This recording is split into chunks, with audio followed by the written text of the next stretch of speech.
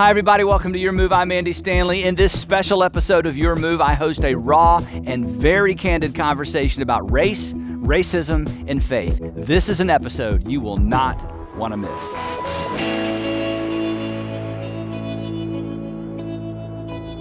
The title of today's message is Skin in the Game, a candid, as you're about to see, a candid conversation about race, racism, and faith. And to participate in the conversation with me today, would you please welcome two gentlemen who are not strangers to our community, Joseph Sojourner and Sam Collier.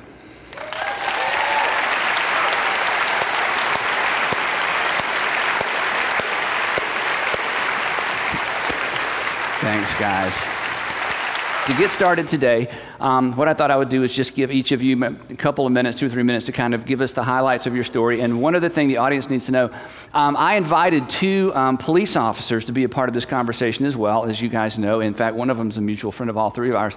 And understandably, they could not participate in a panel discussion because it would look as if they were representing the city where they were policemen. They would be representing the entire city, which is not fair, which makes sense. But they gave us some great information, and we're going to try to take some of that information and bring it into the discussion. So real quick, just a little bit about each of you, then we'll jump right in. I was born and raised in Akron, Ohio, and right around 3rd grade, my family moved to the suburbs, and we were the first blacks to go to the school that we went to in Talmadge.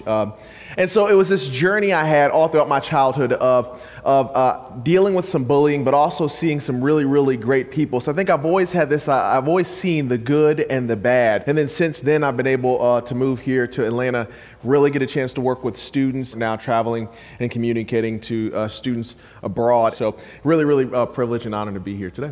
Sam? I have a twin sister, and we got adopted at 2 months old. Our mother was addicted to crack cocaine. Dad was addicted to crack cocaine, and she was prostituting for a while. And at age 21, she had 3 kids, and then she had me and my twin sister, which makes 5 kids at age 21 on poverty, welfare. So she had to give us up for adoption. Then I graduated from high school, went into ministry, and started a nonprofit.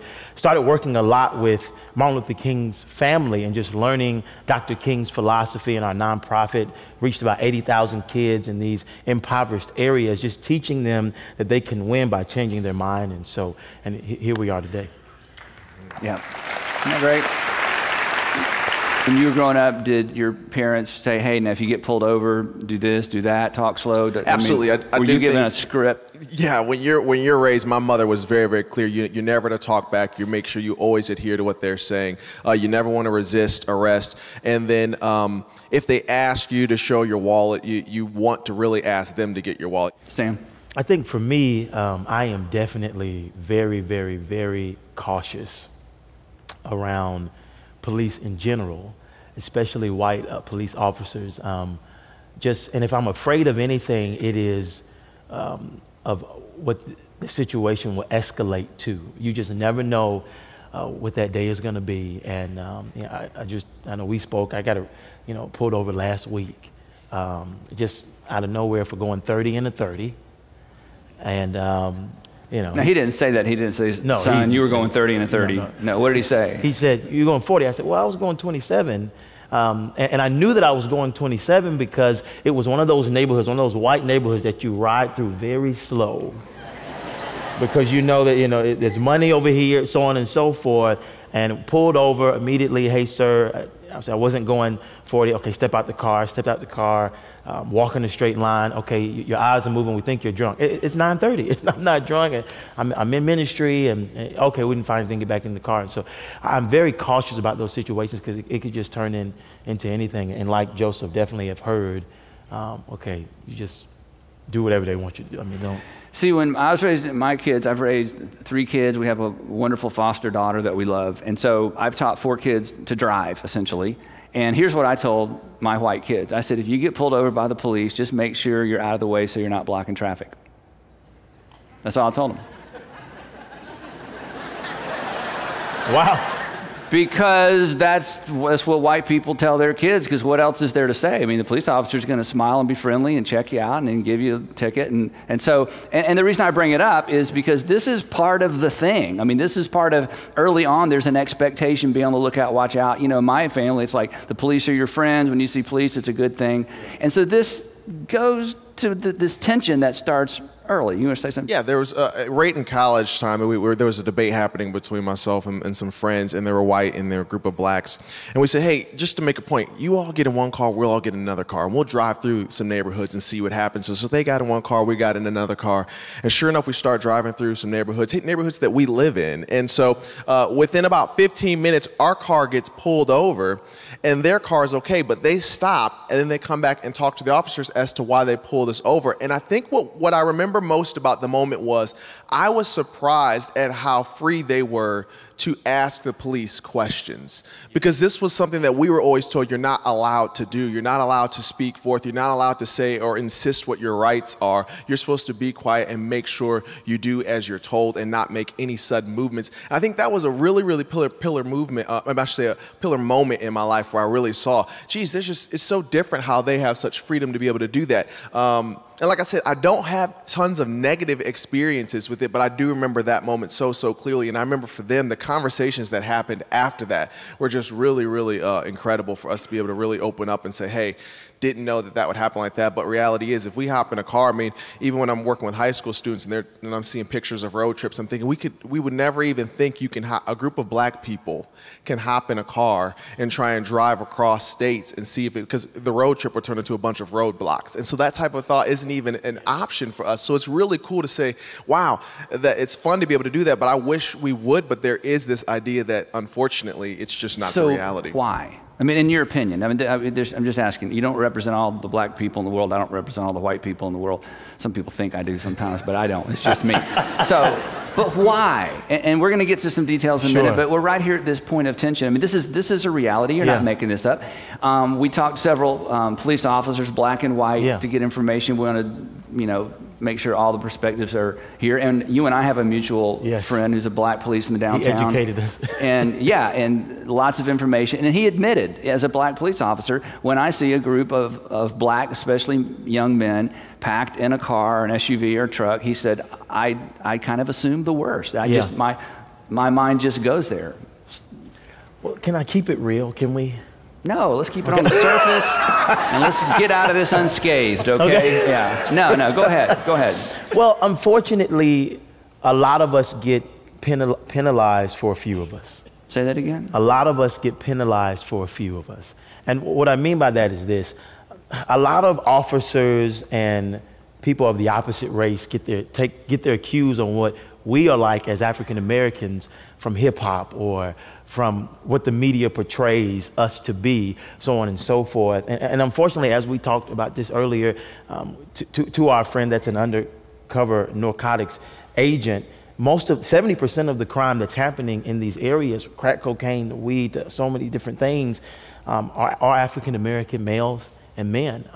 But that's just a small section of black people. African American men, But unfortunately, it affects all of us. And we get categorized, and they expect us to be just like them, and so that's, I think that's. And it's not that way with white people. It's not. If a white person acts out, I don't think, oh my gosh, what are people going to think of the white people? I've never had that thought. No, probably don't have that thought. Yeah. No. I mean, that's a. You're truly left thinking, gosh. How this person acts will be a reflection of how I'm acting. And a lot of times you see things change when one person has a negative outcome. And so whether it's hip hop or whether it's something that's been seen or whether it's someone at a restaurant, it is something that we're always cautious about, especially in college campuses. You see someone acting up, you think, gosh, how is this going to affect me tomorrow? So you're instantly connected as minorities, knowing that their actions will probably impact you. Now I got to move to this next question. This is kind of a long question. Most of us, from where we sit as white people, we are far away from what you're talking about. We just are. We believe you. I mean, it's a reality, but it's still so far away, and it just, our answers, our emotional response is so simplistic. The closer you get to a problem, the more complex it becomes, because the closer you get to any problem, there's the actual fact. So, culturally speaking, white people, for the most part, are so far away from this. We just want to say, well, look, if you would just behave yourself and do what the police ask, none of this would happen. Okay, which is an oversimplification because we're so far away. So, what can you say to help bring us closer? Because we're not, you know, there's going to be cultural divides, there are going to be things that we always wrestle with, but surely there is a way to be brought closer so that when we see these incidents on television and we see these things where we don't want to rush to judgment, but we want to be compassionate and we're kind of caught in the middle, what could you do to bring us a bit closer emotionally? I would say really start walking through life with someone of color or a minority, and I think you begin to see the day-to-day narratives that they'll say that might be shocking. That you might say, I didn't even know these thoughts were crossing your mind. I didn't even know you're thinking those things, or even going through the situations that you were going through. It's not just white people who look and they're distant, but black people and other minorities could look at another group the same way. That when I'll say I work with a lot of white students, and I'll say, hey, they're wealthy and they're going through so many problems, a black person could look at me and say, what problems could a wealthy white kid actually go through? And I imagine if I said that, some of you in this room would think that's the most crazy, ridiculous statement you could probably ask, because our kids are going through so much. But reality is they're distant, and to them it looks simple because you have everything you could possibly ask for. You have a great house, you have all this opportunity. Like, what problems could you truly have? And I'll look at them right in the eyes the same way that might be on the other side and say, there's so many real problems that they're facing that are identical to your kids. And so it's interesting. I feel like we all know the answer to that question, that when you get closer to somebody, you begin to see that there's not that many things that are different. But unfortunately, from a distance, it's easy to make easy assumptions that are convenient. So that's one thing I would say. Anything on that? I would say this, and this might be a hard statement, but I think that it's important to remember that the African American community has been in a state of emergency since the Civil Rights Movement. It's very important. And that's not putting the blame on you did this, you did race. No, that is understanding that our community as a whole is playing catch up in a lot of different areas: education, economic empowerment, so on and so forth, systematic racism, all these other things, strategies that were placed in our own community that we all know about, that was to tear apart our families and so many other things. And so when you have that, we are at a disadvantage in a sense, and now we are catching up. I think sometimes the tendency is to just think, oh, y'all just like us. It's America. Right. No, that's exactly right. It's like, yeah, I mean, get with it. Come on, step up, get in the game, you know. I get that. Let me ask my longest question, okay? Because, and this is, to me, this is sort of at the heart of why I wanted to have this conversation. In 1967, during a lecture or a sermon, Dr. King is said to have said this: in the end, we will remember not the words of our enemies, but the silence of our friends. Many white people, including me, are silent because sometimes we just don't know what to say. So, what should we say? What can we say in situations where we don't know all the facts? And here's a fundamental difference, I think. You speak into this. The fundamental difference is, I trust the police. And I trust the criminal justice system. I just do. So when I see something on television that looks like, oh my gosh, how could they do that? I think to myself, well, they're going to get to the bottom of it and justice will be done. How do we not fall silent as your friend when in fact, again, there's this tension? So I would say this, when someone says I'm waiting on the facts, it immediately makes someone like me feel like, is that saying that I'm not acknowledging the facts? When someone says, okay, we'll look at the facts, it immediately makes you say, well, what facts are you looking at? Because reality is, I've been looking at this time and time again. So when you isolate it to just one incident and say, let's just narrow it down to this one incident, we would say, but you're missing all the other facts. And I've been seeing all the other facts. So when you say, I'm just going to look at this fact for this one incident, we would say, well, what about the reason as to why there is horrible education? What about the reason as to why this person was selling CDs? What about the reason why there is poverty in these communities, or why there's broken homes and all these other scenarios that might have led up to this? So more or less, we're looking at this larger narrative that these to us are all the facts. These are all the facts that will continue to lead to these actions being had over and over and over again. So when they say, well, let's just look at the fact of this one case, we'll say, well, that's not going to solve the issue, because the issue lies in all the facts. And that's why I think there's this tension of, when can we get to all the facts so we can begin to truly start repairing? So it's collective anger, it's collective grief, it's collective in the black community. In the white community, I'm looking at that incident that just happened thinking, well, let's just wait and collect the facts and see what happens. And that is a huge disconnect. We talked to a couple of police officers, as again, I invited them. And here's what two officers, they almost told me identical things, a black officer, a white officer. They said this. They said, one thing that I would say if I were on the panel is, and this is so specific, but it needs to be said, so you react to this.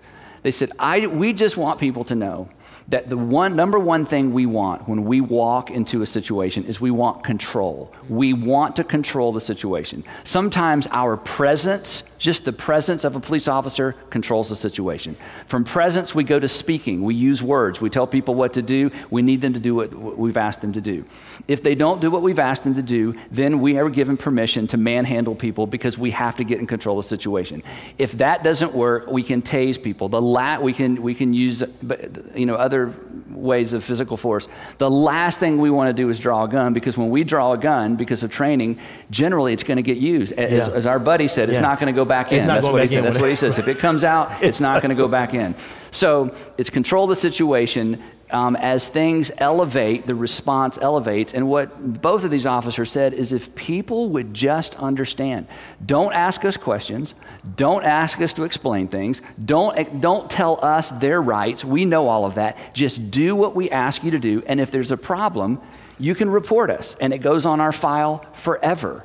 Now, as a white person, who's raised white kids, I think that's great. I mean, that makes sense. I mean, we're all done. Just do what the police say, and if it's a problem, we'll go down there and file a report. So, again, as black men who have been raised with it in a different environment than perhaps my kids were or I was in terms of respect or fear of the police, how do you respond to that? Because both of these gentlemen were like, please, please, please, let that be known, because from their perspective, this is at the heart of so many of these situations. Is that oversimplification from your experience, or how do you respond to that? I wouldn't say it's oversimplification. I mean, I like to think that, and I like to believe it, because I do believe a majority of police officers are wonderful. I would be slightly hesitant to truly trust that reporting an officer is going to do much, just because you don't really hear that happening. I do think in the end there's a slight level of distrust of believing that if I were to go down, or if my whole family were to go down and say, hey, they walked in our house, pushed us all to the floor, and really were just too aggressive towards us, and you see that officer out again, and even if 10 more families did it, I think that the narrative in the inner city community is, it doesn't matter how many inner city people walk down there and say that this person is pushing them around every single day of the week. That does not, their voices are still not heard. You're dealing with a people who feel like they're not being heard, and I do think that that's where it kind of comes from, a feeling like, yes, you can come down and report them and it'll be in their file, but what happens next? I mean, is that really going to change anything? Because if it was your child and they were coming home every day saying that they were being bullied, just like I was in the 5th grade, and here I was being bullied every single day, pushed around, kicked, punched, and the teacher saw it and they were trying their best to protect me, but they knew they couldn't protect me. And then there was that day where the kid just pushed me too far and I wasn't having my best moment in the 5th grade, and I threw that board down and I ran over and I grabbed him and I swung at him, and that teacher pulled me out, and she looked at me in the eyes. Suddenly you're the problem. And I'm the problem. And she had a choice. She could have said, let's look at the facts. But thank the Lord she didn't, because she knew the larger picture. And she said, how long are you going to let their words control you? And if this was a movie and we were seeing a kid get pushed around and the dignity beat out of him every single day, we would say he needs to eventually stand up. But when you're looking at your child and you know you can never tell them that, that's where the anger stems from. Wow.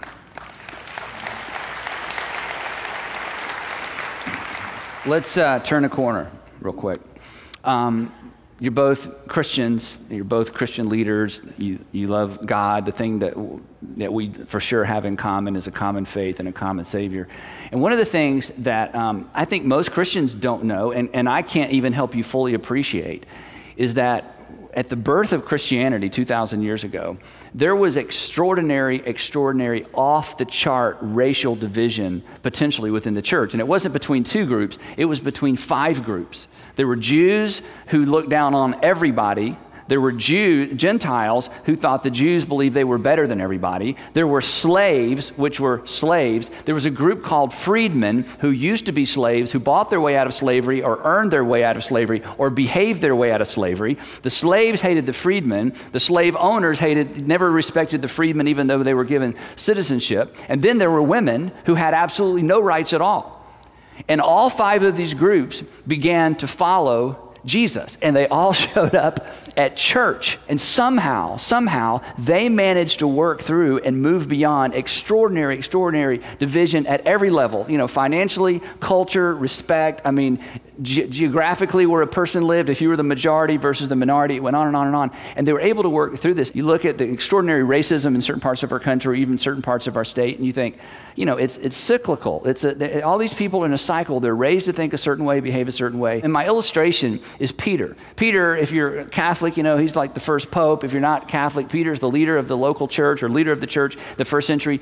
15 years, think about this, 15 years after the resurrection, 15 years after, Peter's heard it all, seen it all, walked with Jesus, seen the empty tomb, the whole deal, had breakfast after the resurrection with Jesus. Peter, 15 years after the resurrection, still does not like Gentiles. Still thinks they're inferior. It was a racial divide. And one day, God interrupts Peter's, quiet time and says, I want you to go up the coast and I want you to go into the home of a Gentile and tell them about Jesus.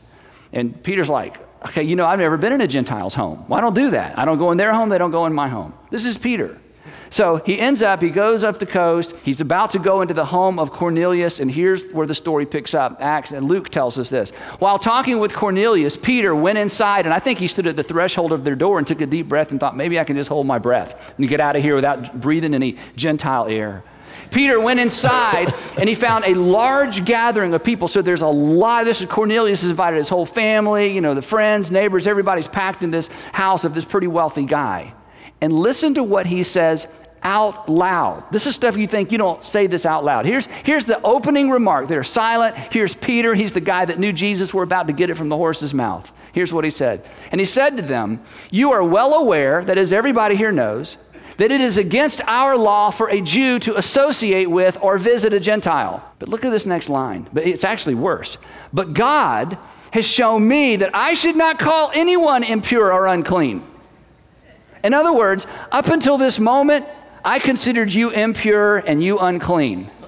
But God has shown me I shouldn't call you that anymore. And you're thinking, well, I feel so much better now. So God had to tell you that, but what that says to me is God may have told you, but you don't believe it because you've spent your entire life thinking I am impure and unclean. But God has shown me. Now we're going to change the focus of the letters. But God has shown me. But God has shown me. In other words, God has done something on the inside of me, and now I see differently than I did before. But God has shown me that I should not call anyone impure or unclean. God had to show Peter. And finally, Peter got it. And God had to expose something inside of Peter for Peter to get it. And then the coolest thing happens.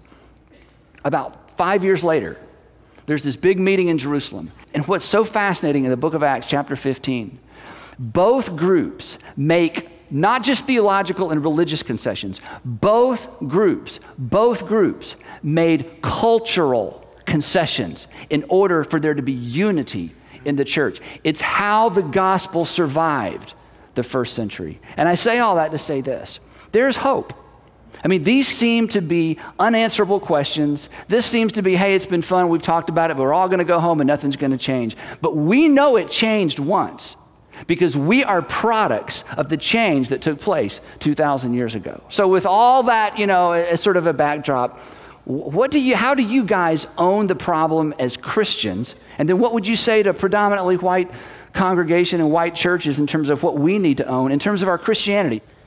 I think one of the things that's so powerful, and I hope this is answering the question, it might be indirectly, but I just feel like we are righting the wrongs of history on this stage today.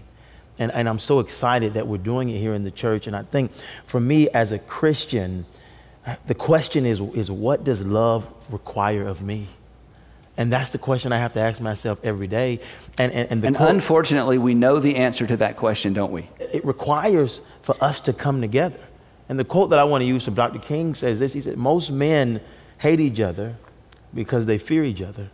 They fear each other because they don't know each other. They don't know each other because they're not in a relationship. There's a difference learning from someone and truly saying, I want to just learn about someone, but truly saying, I want to walk through life with you. I want to learn as much as I can learn. And then we can have these authentic conversations. And sometimes everything isn't said perfectly, but we're not looking at each other's words because we're focused on each one of our hearts. And we know that we can trust each other's hearts. And that's why we can have this authentic conversation. We have two tasks: love God, love our neighbors. And even though sometimes our neighbors aren't the easiest to love, it's our task, it's our duty to continue to love them, learn from them so that we can learn how to love them even better.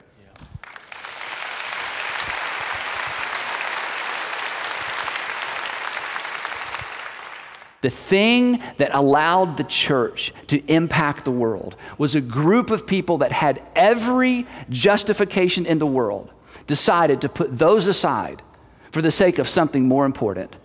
And that was unity around a message that had the potential to change the world. And the reason, and you guys said it, the reason the church has to be at the epicenter of this discussion and at the epicenter of this movement is this. Only in the church are we taught that I'm looking at someone who is made in the image of God, that you are made in the image of God, and you cannot mistreat my children and get along with me, and I cannot mistreat you and get along with my Father in heaven. That is the message of the New Testament, and that is the message of the cross, and that trumps my experience, and it trumps your experience, and it trumps what I've experienced, what my family has experienced, what I've heard, and all of the things that break my heart in terms of what's going on in culture. We have the message, we have the leverage, and if you're a Christian, what you don't have is an excuse.